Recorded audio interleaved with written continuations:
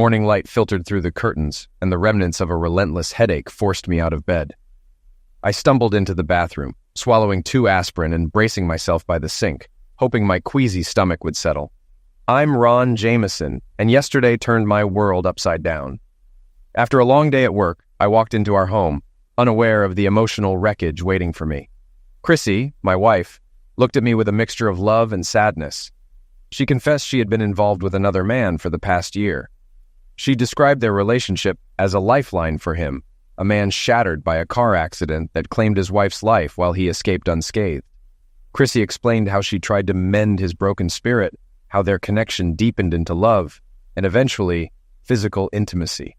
She assured me her feelings for me hadn't changed and promised she would come back when this man no longer needed her.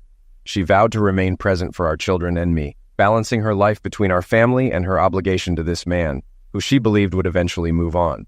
Her revelation felt like a sucker punch. In my stunned state, I lashed out, calling her names in a futile attempt to make sense of the betrayal.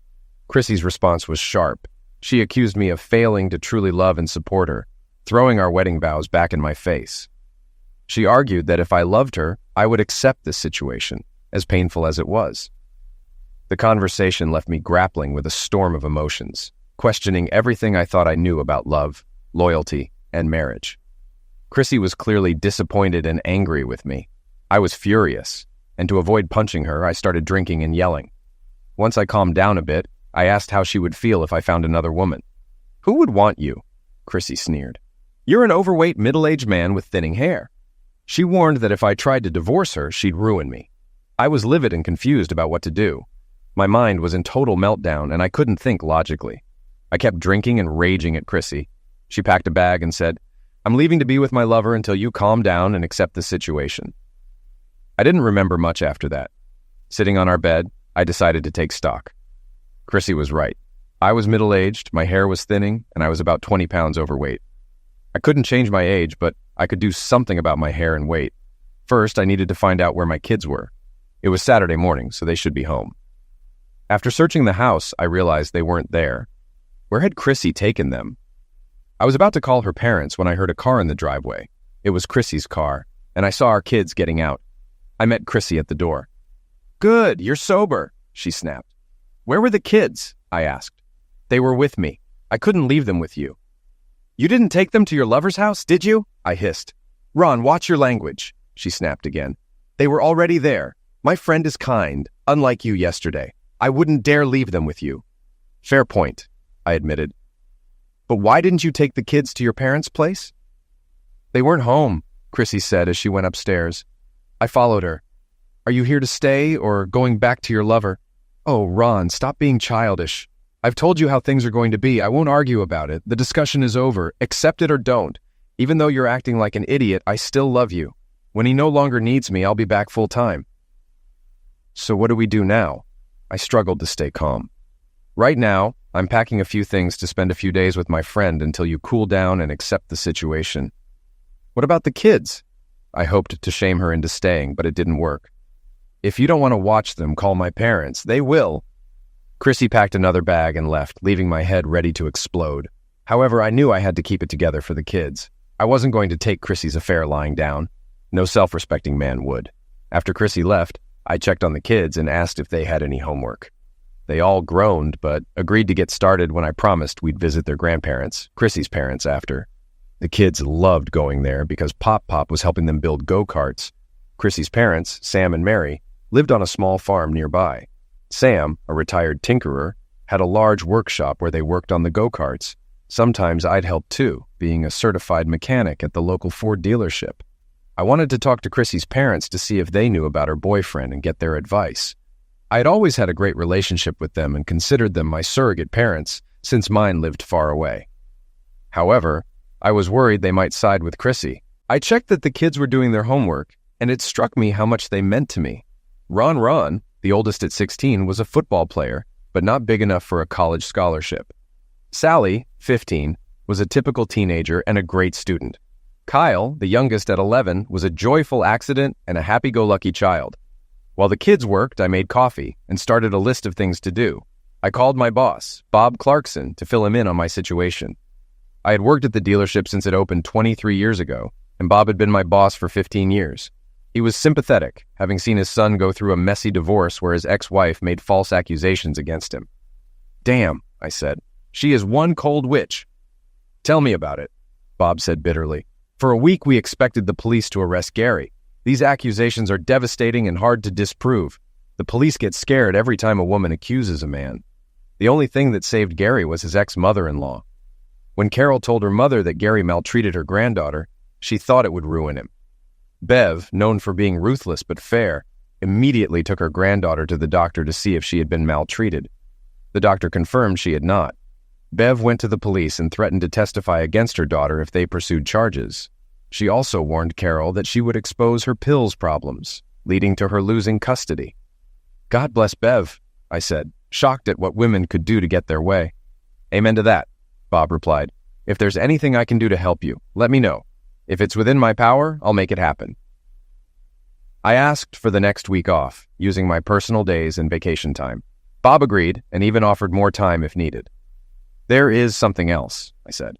"I need a good divorce lawyer." "That's easy," Bob said. "Use the attorney my son used. He cleaned Carol's clock. Gary got primary custody, kept the house, and Carol has to pay child support. His name is Dwight Tucker. I think I have his number. The messier my son's divorce got, the more I heard Tucker's name in my sleep." Bob found Dwight Tucker's card after about a minute. I called his office, not expecting anyone to answer on a Saturday, but luck was with me. Not only was Mr. Tucker there, but his secretary told me he had a cancellation and could see me if I arrived in 30 minutes. I told the kids I had to go out for an hour and to behave. I drove to Mr. Tucker's office and made it in 20 minutes. Dwight Tucker, a good-looking man in his early or mid-30s with deep blue eyes and a welcoming smile, greeted me. I was sure he scored points with lady jurors. "What can I do for you today?" Dwight asked as I sat down. "My wife told me yesterday she's cheating on me with a younger man," I said, feeling embarrassed and angry. I explained what had happened the previous day. Dwight took notes, shaking his head. When I mentioned my wife claimed to still love me but planned to keep seeing the guy, he stopped me. "Let me get this straight," Dwight said, his eyes darkening. "Your wife says she loves you but will keep seeing this guy." Embarrassed, I nodded. "Okay, go ahead," Dwight prompted. I explained that Chrissy got angry when I refused to accept her plan. I admitted I called her a strumpet and a hooker. I painfully recounted how Chrissy laughed when I asked how she'd feel if I found another woman. She belittled me, saying no woman would want me and promised to ruin me if I tried to divorce her. "She actually said all that?" Dwight asked incredulously. "No offense, Mr. Fremont, but your wife is either extremely callous or has serious mental issues." "None taken," I sighed. "I think the same." I then told him how she left the kids at her lover's house during our argument, and they spent the night there.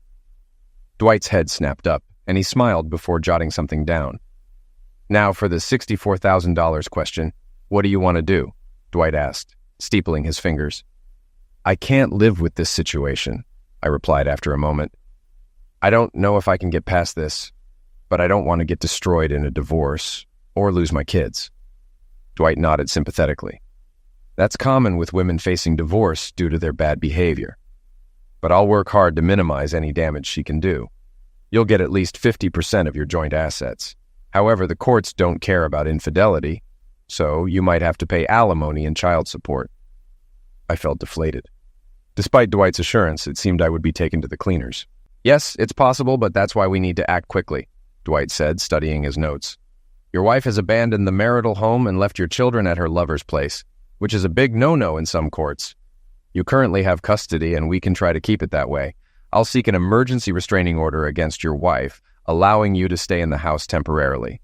The longer you stay, the stronger your case for primary custody. Does your wife work?" "Yes, part-time at the hospital on Mondays, Wednesdays, and Fridays," I answered, then added, "That's probably where she met this guy." Dwight agreed and asked how much she made. I said about $25,000 a year, while I made about $80,000. "I have to ask a crucial question, and I want you to think hard," Dwight said, looking directly at me. "Do you still love her? Do you want to try to work things out?" I stared at the floor for a long time. When I looked up, tears were streaming down my face. "I do love her, but I can't accept this situation. She demeaned me and broke her vows. I just want a divorce."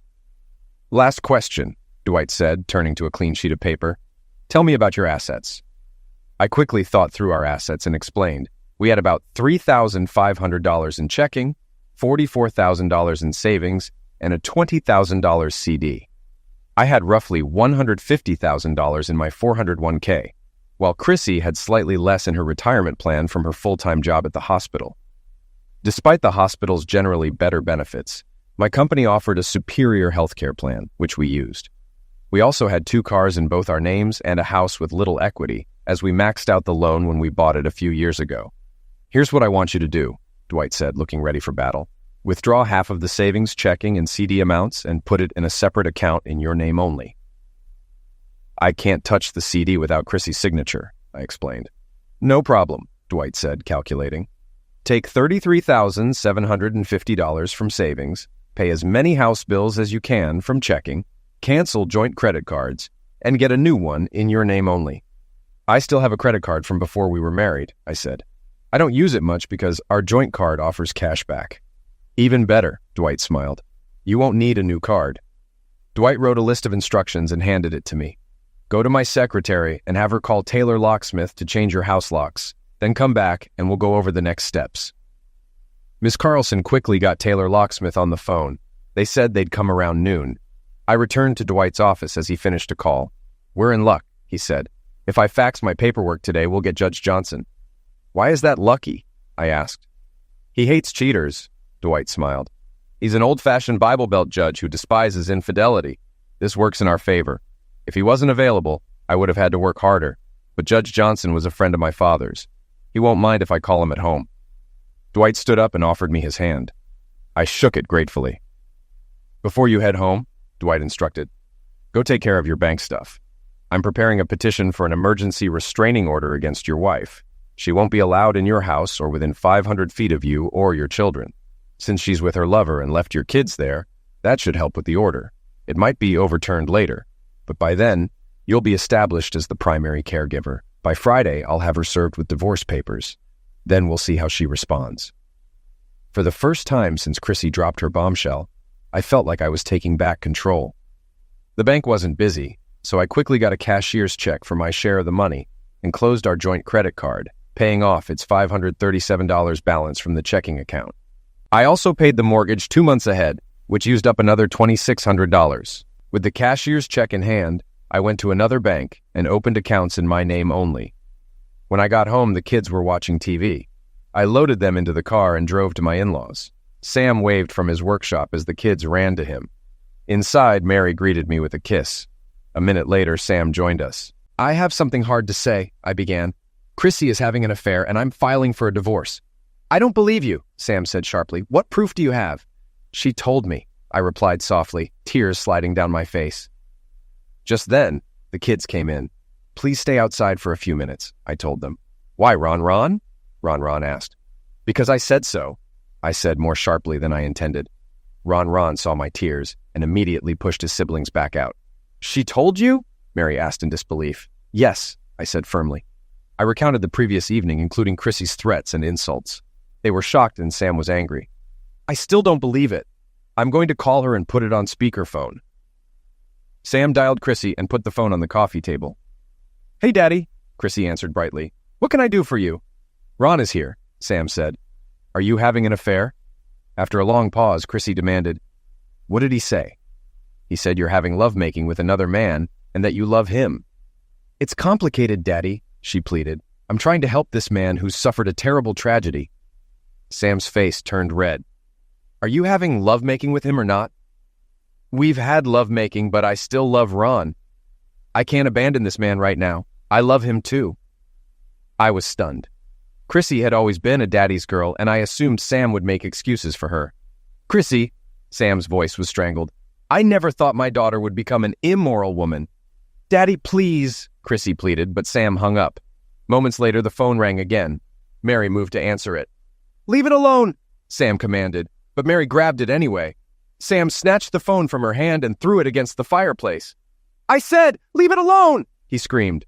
She was stunned by her husband's anger and backed away. I was equally shocked. Silence filled the room as Sam and Mary processed the news. Finally, Sam hugged me. "Ron, I am so sorry. I can't believe our daughter did this to you. We will help you in any way we can. Mary will talk to her later and let you know how it goes. Right now, I'm too angry to speak with her. I had to leave to meet the locksmith.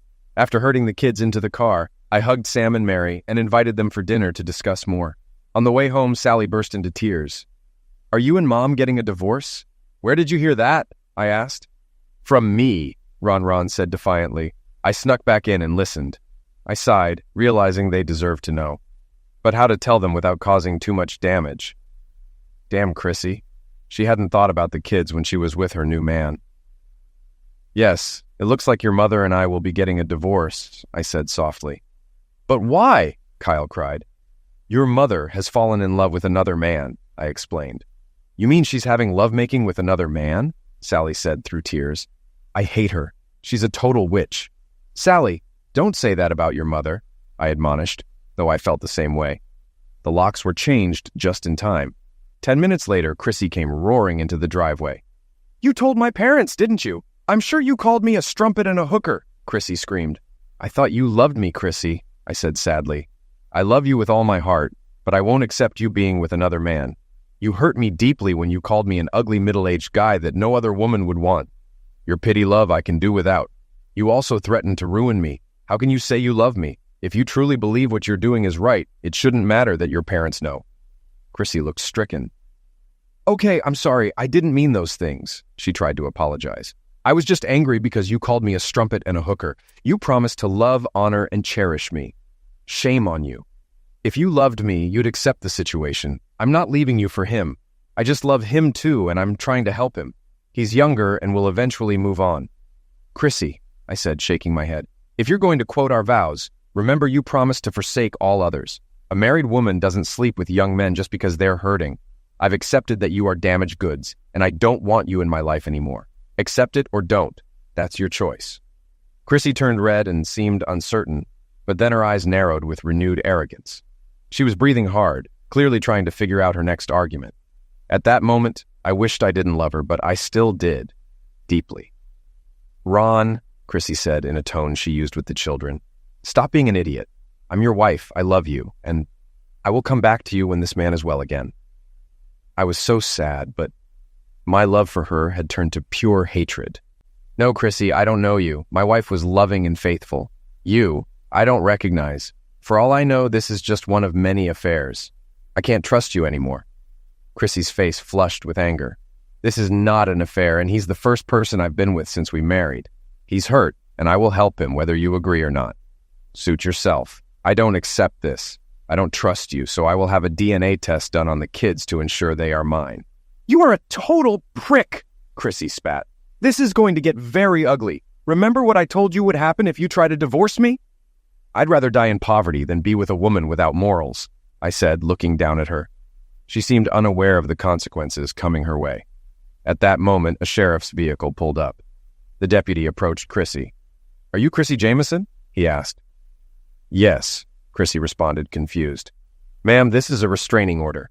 You cannot enter the house and must stay 500 feet away. Do you understand? But that's my home, Chrissy sputtered. All my things are inside. You have 15 minutes to gather your stuff, the deputy said. I nodded in agreement. I'll take my children to the backyard, I said. I want to see my children, Chrissy said frantically.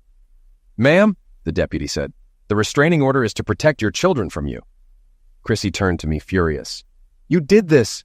You're taking my children away. No, Chrissy, you did this, I said calmly. You abandoned our house and left our children unattended at your lover's place. I didn't abandon our house, and he's a wonderful man, Chrissy screamed. I'm helping him by sleeping with him.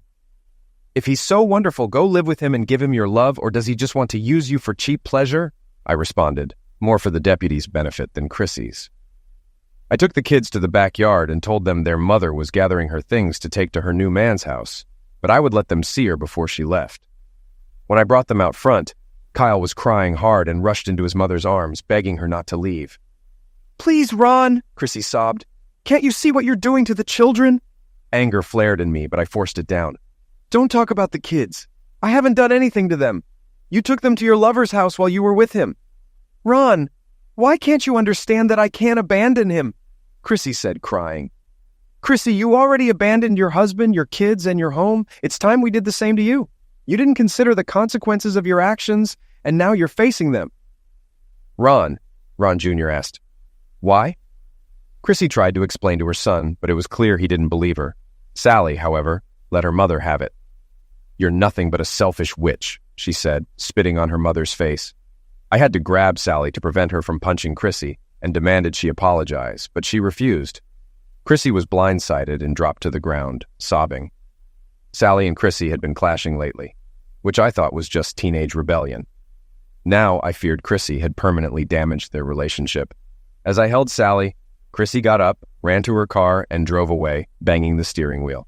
Kyle tried to run after her, screaming, "Mommy, please don't leave us." Ron Jr. caught him and brought him back. The deputy looked at me sadly. "Mr. Jameson, I am really sorry for what you're going through." That night, Sam and Mary came over for dinner. I planned to grill burgers, but Mary took over the kitchen and made meatloaf and her famous macaroni and cheese, which the kids loved. While Mary cooked, Sam and I had a couple of beers in the living room. He was clearly distraught over his daughter's actions. I explained the restraining order and how Chrissy had left the kids unattended at her lover's place, which saddened Sam even more. "Mary spoke to Chrissy about an hour after you left," Sam said finally. "How did that go?" I asked. "Terrible," Sam admitted. "Mary tried to reason with Chrissy, but she's convinced she's right and we're all wrong. She thinks we're horrible people. Mary got really angry and told Chrissy not to call us anymore and that she would testify against her if it went to court." As you can imagine, the meal was very subdued. The only bright spot was when Sam invited the kids over to work on their go-karts the next day, which brought smiles to Ron Jr. and Kyle. Sally, however, sat with a pissed look and didn't eat. I let it go, knowing she was hurting as much as I was. On Friday, Chrissy was served with divorce papers at the hospital. Friends there told me she lost it, swearing at the process server and vowing to ruin me. She was sent home, or rather to her lover's house. Chrissy hired a lawyer, Amber Wright, whom Dwight knew. He said she wasn't as good as she thought. Amber tried to rescind the restraining order, but Judge Johnson only modified it, allowing Chrissy supervised visits at the house without her boyfriend present. He warned her that any violation would end her visitation rights. Chrissy was initially happy, but her joy faded when the judge ordered her to pay child support, forcing her to go back to work full-time. Despite her blow-up at the hospital, they would likely take her back due to the nursing shortage and her skills. After the hearing, the DNA results arrived. It took me almost half a day to open the envelope. When I did, I was filled with happiness. My kids were truly mine. I reread the report several times to reassure myself. I realized I would love my kids no matter what the results had been. Even if Chrissy left her lover and came home, I wouldn't forgive her. She was a bad influence and needed to be kept away from the kids. I used all my personal days and vacation time to stay with the kids. When that ran out, Chrissy's parents helped. Sam and Mary refused to talk to Chrissy until she came to her senses. After a week of multiple daily calls, Sam blocked her number. The visitation schedule was left for Chrissy and me to work out, which meant our attorneys communicated our wishes. We agreed that Chrissy could visit on Monday, Wednesday, and Friday between 6 and 7 in the evening. Mary volunteered to supervise, but I insisted on being there for the first visit to set clear rules. On the first Monday, Chrissy arrived in a car I didn't recognize, likely her lover's. She approached the house nervously and smiled tentatively. "Hello, Ron. How are you? Mother, it's good to see you." "Chrissy, you have to leave," I snapped. "The judge said your lover can't be within 500 feet of this house." Horror spread over her face. But he was just dropping me off." "Are you brain dead?" I was furious. "The judge was clear. No lover here. Tell him to leave now and I won't tell the judge." Chrissy nodded quickly and went back to the car. I walked out and copied the license plate number, then returned to the porch as the car drove off. "Okay, he'll pick me up later," Chrissy said defiantly. "Tell him to meet you down the street. I don't want him near the house." Chrissy's face filled with anger. "Ron, I'm tired of how you're treating me. You didn't have to steal money from our checking account or cancel my credit card." "Chrissy, I didn't steal anything. The money was used to pay off the credit card and make 2 mortgage payments. I wanted to ensure the kids had a place to stay while we sorted things out. As for canceling the credit card, I didn't want to be stuck with any expenses you might charge while with your lover." Chrissy's face flushed with anger and arrogance. "This is not an affair and he isn't my lover. You're being and prick." Before I could respond, Mary stepped forward and slapped Chrissy across the face. Both Chrissy and I were stunned as she stepped back, bewildered, staring at her mother. "Chrissy, If you ever disrespect Ron again, I will tear that dress off you and slap your bum red. If you want to see the kids in the living room, I'll talk to Ron first and then join you. Be warned. If you say or do anything wrong, I will throw you out of this house." Chrissy nodded meekly and went inside. "Ron, I apologize for my brain-dead daughter," Mary said sympathetically. "Thanks for sticking up for me," I said gratefully, and then I left. 2 weeks later, the restraining order was lifted, as Dwight had mentioned. By then, I was established as the primary caregiver and allowed to stay in the house. Chrissy continued seeing her lover, so her child support remained. She could have unsupervised visits with the kids in public, but couldn't take them to her lover's house or have him present. After 4 months of delays, our first court date to finalize the divorce arrived. Before the attorneys spoke, Judge Johnson asked if we had attended counseling. The attorneys admitted we hadn't, so the judge ordered 8 sessions of marital counseling. Neither Chrissy nor I opposed. I thought they were a waste of time, but didn't want to anger the judge. Chrissy seemed to believe she could convince me or the therapist that her actions were justified. The first session with therapist Ann Patterson was as I expected. Chrissy spent most of the hour explaining that what she was doing was the Christian thing to do. Ann looked shocked by Chrissy's arrogance. In the second week, Ann gently questioned Chrissy's arguments, asking if it would be fair if I started having lovemaking with another woman. I cringed, expecting an attack on my manhood, but this time, it didn't happen. Chrissy didn't answer right away, but I didn't care. During the drawn-out divorce, I made some changes. When the woman you love tells you you're not good enough, you want to prove her wrong. So I had hair transplant surgery. It cost about $4,000, and I debated it, not wanting to face teasing. But since I was still on vacation, I went for it. My hair was buzz cut, then plugs from the back were planted in the front. I stayed home for the first week, telling the kids it was a minor medical procedure. After 10 days, I looked like my old self, and my hair grew longer each week. After healing, I started exercising and running. Initially, I could only run half a mile, but eventually, I could run 10. I also joined a gym and changed our meals to healthier options. The kids complained at first, missing fast food, cookies, ice cream, and pizza. I found fun, healthy recipes online, and while some didn't turn out great, we laughed, scrapped them, and made sandwiches. Cooking together became a family activity. Despite the pain from Chrissy's betrayal, I began feeling better about myself. On my first day back at work, I got an ego boost. The receptionist, Trudy, gave me a strange look, but didn't tease me about my new hair. "Welcome back, Ron," she chirped. Then her eyes began examining me. "There's something different about you."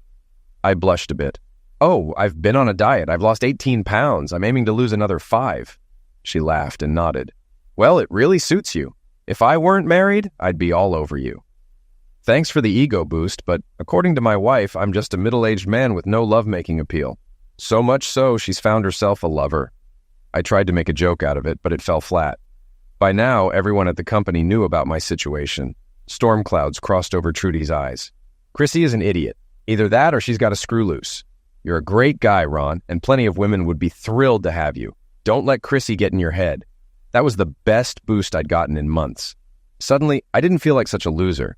I snapped back to the present when Ann asked my wife again, "Chrissy, how would you feel if Ron came home and told you he was sleeping with another woman?" As I mentioned, I was waiting for Chrissy to attack my manhood. But she didn't. I did see her eyeing me during our first meeting. I guess she could no longer say that I had thinning hair and was overweight. That was another boost to my ego. Anyway, I just sat in my chair and waited as Chrissy seemed to think about what to say. She couldn't very well say that I couldn't have another woman if she had another man. "I guess if he was trying to help that woman get over some tragedy," she said with arrogance, "I would be okay with it. What if he told you that he loved this woman and that the lovemaking was very good?" "Again, I would accept it," Chrissy insisted. "However, he would have to assure me that the children and I would be taken care of." The session continued like that, with Ann trying to get Chrissy to see that her position was really ridiculous. But Chrissy refused to budge. As I feared, these sessions were just a waste of time. Chrissy was just going to use them to try to convince me that she was right. That was never going to happen. And as it was, the initial shock of what Chrissy was doing had begun to wear off. It's a funny thing about love. If it isn't nurtured, it begins to die. By the 3rd week, something had changed. Chrissy came into the session much subdued and said little. Mostly, she just listened. Whatever had changed, it had set Chrissy back a bit. Maybe she wasn't as arrogant now because Ann was calmly and compassionately challenging her premise at every point. I also saw Chrissy checking me out when she didn't think I'd notice. I continued to work out and lost a few more pounds. I'd even begun doing a lot of yard work, which had given me a great tan. A couple of months before the therapy sessions had been ordered, I made another change. I was becoming dissatisfied with my job. Oh, I loved fixing cars, and not just the engines. I got tremendous satisfaction from doing bodywork. I'd been fixing up old cars since I was 14 years old. I could do it all now. I saw owning my own business as a way to spend more time with my kids. I talked it over with Sam, and he agreed to help me. I wanted to set up my own shop and start building a business. But I couldn't just quit my job and do it. I didn't have the money to sustain us until the business took off. We'd starve before I could make a go of it. However, since Sam's farm was also in an industrial zone, he agreed to let me start my business in his workshop. Actually, Sam's tinkering shop had once been a barn for horses that he had converted. There was plenty of space for Sam and me if I got the business established. Sam agreed to lease me a piece of land on the road to build my own building. I spent time at work studying how they had things set up. The dealership was basically set up to handle a higher volume than I was anticipating. They did a little bodywork at the dealership, but much of it was subbed out. With this in mind, I scaled down what I needed in terms of tools and equipment. One thing for sure, I'd need to build a paint booth. Sam was not only okay with that, but actually helped me construct it. I spent the savings I had liberated from our joint savings plus a small loan from Sam to finance the venture. I started part-time, mostly on weekends and evenings. It was fun, and the kids would come out many times to watch or even help. I really enjoyed teaching Ron Jr. how to do things. Even Sally got her hands dirty and loved to tell her girlfriends how she helped change out an engine or help paint a Corvette. That also made her more interesting to the boys at school. I got business by word of mouth, and soon I was wondering if I shouldn't strike out full-time. That decision actually came to a head when I was told that they needed me to work over the weekend to get some backed-up workout. I couldn't do it because I had customers of my own that I needed to take care of. I figured I was going to get fired when I went in to tell Bob that I couldn't work because I had my own business obligations. "Got a minute, Bob?" I asked, poking my head into his office. "Sure, Ron." He waved me in. "I'm glad you're working this weekend. We've got 44 cars coming in on Friday that need to be thoroughly checked and prepped. We have to get them out by the end of the month." I winced slightly at that. Most people don't realize that factories offer special incentives to dealerships. If they sell a certain number of cars in a month, they get a discount off the invoice. For example, the factory might say if you sell 300 vehicles this month, we'll take $150 off your cost. That's a $45000 saving.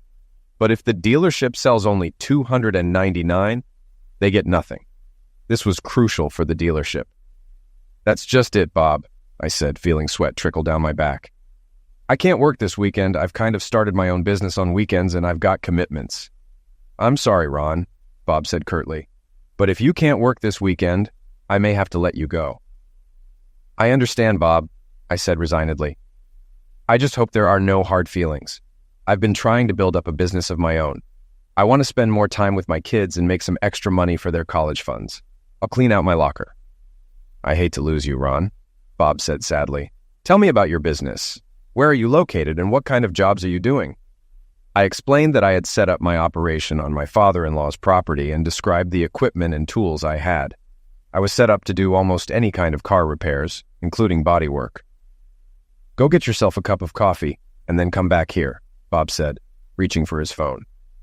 I didn't want any coffee, so I went to my locker and put my things in a box. Losing this job meant it was going to be tough for a while. The kids would have to be put on Chrissy's health insurance plan as I had taken her off mine. Still, I was confident I could make it. I was turning away almost as much business as I was taking in. Bob motioned me into his office when he saw me coming down the hall. "I've got a deal for you, Ron," he said excitedly. "If you work this weekend, we'll reimburse you for any money you lose because your customers are unhappy." "No," I shook my head. "I couldn't do that to my customers." "Hold on. I'm not done," Bob said, sliding a piece of paper across the desk. It was an independent contractor's agreement. "I really need you this weekend. I also think you can convince your customers to wait a few days. If you can do that and your shop passes our inspection, we'll hire you as an independent contractor to do some of our body work." I was stunned, but took the deal. After that weekend, I was basically working full-time at my business. Occasionally, I would go into the dealership if they had a problem and I wasn't busy. Also, Sam started helping me part-time and Mary agreed to do my books. I was now making more money than I ever had working for the dealership. The only thing still messed up in my life was my marriage, and after the fourth counseling session, I wanted to end them. I was pretty much beyond caring what Chrissy was doing with her new love. Oh, don't get me wrong, it still stung when I thought about my wife being with another man, but I wasn't thinking about it as often. In our fifth session, I decided to go on the offensive. I figured if I attacked Chrissy hard enough, she might choose to end these useless sessions. I decided to confront her on the most hurtful things she had said, that I was too ugly to attract another woman. When Anne asked if I had anything to say, I lit into Chrissy. Chrissy, I've decided that you're not only selfish, but also very nasty. How dare you tell the man you supposedly love that he's an ugly, middle-aged man no woman would ever want? You hurt me in a way that I don't think I'll ever get over. Oh God, Ron, I'm so sorry, she sobbed. I'm so ashamed I ever said that. If I could take it back, I would. I do love you. Just not enough to give up your lover. Keep your sorries to yourself. You'll need them more than I do, I snapped back. Chrissy burst into uncontrollable sobbing. No matter what Anne or I said, we couldn't calm her down. Eventually, Anne called an end to the session but gave us homework to do before the next one. I wasn't looking forward to it because I figured these sessions were a total waste of time. The homework was to answer a series of questions. Some made sense, like how was our relationship with our parents? How was our bed life? Some questions didn't make sense to me, like what my favorite food and drink were or what kind of vehicle I drove. But one question really made me sit back and think. It was, if I could change one thing, what would it be? I'd been working on the questionnaire the night after the last session, but put it away after I read that question. I wanted to think about it for a bit. The next day, I finally wrote that I wished I had been a better husband, so my wife wouldn't have stopped loving me. We handed in our papers at the next session, but Anne didn't even look at them. Instead, she started by asking if we had any questions or if there was something we'd like to discuss. I'd like to ask Chrissy a question, I said immediately. Anne nodded at me, and I turned to face my estranged wife. Chrissy, I don't see that we're getting anywhere with these sessions. You've made it clear that you're not going to leave your friend Bruce Hartman, and that leaves no chance for reconciliation. Why don't we just stop this and get the divorce done? How do you know his name? Chrissy asked in shock. That first time you came over to visit the kids, I got his license number. After that, it wasn't hard to find out his name, but it doesn't really matter. I have no interest in getting back at him or even talking to him. I just don't care anymore. I want to move on. Chrissy looked up at me with the saddest eyes I think I've ever seen. I hated seeing her in pain, and I wanted to go over and hug her, but I knew that wouldn't solve anything. So I continued. I know your lawyer hasn't been happy with the settlement I've offered so far. Well, I've told my attorney to offer some alternatives. I'm willing to give you more visitation with the kids. I'm also offering to pay you $1,000 a month in alimony for 3 years. I just want you out at any cost. I watched Chrissy for a reaction, but all I saw was terrible sadness. She had made it perfectly clear that she wasn't going to stop seeing the guy, and I couldn't and wouldn't accept my wife having lovemaking with another man. For the life of me, I just didn't understand how she could possibly think that I would live with a situation like that. At this point, it didn't matter. I just wanted out. I decided to push to end this farce. I know that what you said about me was partially true. It did hurt like hell when you said it, and I did tell you that I didn't think I'd ever get over that. But as time goes on, I realize that I am getting over it. Anyway, as you can see, I've tried to fix myself up. I don't think that I'm the man you thought so little of when you took up with Bruce. I've also started dating. After we're divorced, you can take care of your gentleman friend for as long as you want. But I think it's time to end this, if for no other reason than so you can start to rebuild a relationship with your kids. With that, Chrissy burst into tears and fled the room. Anne looked as stunned as I was. Finally, Anne composed herself and told me that she wanted to see Chrissy by herself for the next session, and then me alone for the last session. With a sigh, I agreed. When Chrissy unloaded all this on me, I was furious and filled with hate. But now, months after the fact, I was just worn out. I could see the pain this whole thing was inflicting on not only me, but Chrissy, her parents, and most of all, our children. I wanted that to stop. I also was no longer furious that Chrissy was having lovemaking with some guy. When I arrived for my final meeting with Anne, I was not only happy that Chrissy wasn't there, but also glad that this would be the end of the counseling. Ron, I want to commend you for your restraint through all these sessions, Anne began. I know this entire situation has been unbelievably painful for you. After meeting with Chrissy last week, I think I finally understand what happened to your wife. I was now sitting on the edge of my chair. Finally, maybe I would learn why Chrissy decided to destroy our marriage. Do you remember the homework I gave you? She asked. I just nodded. I had forgotten about it and figured it had been of little value in these counseling sessions. The way you both answered one particular question surprised me, Anne said as she pulled 2 pieces of paper from her folder. The question was, if you could change one thing, what would it be? Do you remember that? I nodded. You answered that you wished you could have been a better husband so that your wife wouldn't have stopped loving you. When Chrissy heard that, she broke down and cried harder than ever. It took me quite a while to calm her down. I didn't know what to think, say, or do, so I just sat there. Ron, your wife never stopped loving you. Yeah, that's why she continues sleeping with Bruce, because she loved me so much, I said sarcastically. Anne gave me a disapproving look, but then sighed. Ron, what I discovered about Chrissy was that she was going through a severe midlife crisis. As the children were getting older, Chrissy felt her life slipping away from her. She is, and I suspect she has always been, a warm and caring person. Somewhere along the line, she found Bruce, who needed her terribly. She confused her desire to be young again and Bruce's terrible need for forgiveness over his wife's pass away for love. That doesn't change anything, I protested. She's still sleeping with Bruce. Actually, no, she's not, Ron. Really? This was news to me. Then why didn't Chrissy tell me? Anne sighed. I know this isn't going to change your feelings at this point, but you need to know the whole truth. Bruce left town the same day you told Chrissy you were going to start dating and just wanted to get on with the divorce. She figured she had already lost you. I thought about it, but Anne was right. It didn't change my mind. Too much had happened to go back. I had my life on track now, and I wanted to move forward. I could never trust Chrissy again, and I didn't want to live like that. Most importantly, I wanted the kids to start bonding with their mother again. Sally's grades had slipped badly since this mess began, and she was still angry at her mother. Kyle had become sullen, withdrawn, and was acting out in school. This was perhaps the worst consequence of Chrissy's actions. Kyle was no longer the happy-go-lucky kid he once was. Ron Jr. handled it the best. He wasn't angry or sullen, but whenever his mother's name came up, he changed the subject. Maybe I'm wrong. Perhaps his reaction is worse than the 2 girls. I just don't know. One last thing, Ron, Anne said, pulling out the second piece of paper. This is Chrissy's answer to the question about changing one thing. She wrote that if she could change one thing, it would be that she never met Bruce Hartman. The divorce went through, and as per the agreement, Chrissy visited the kids on Wednesdays and Fridays. I made sure to take the kids out on Fridays before Chrissy arrived. At first, our interactions were formal and awkward, but then we started sharing meals together with the kids.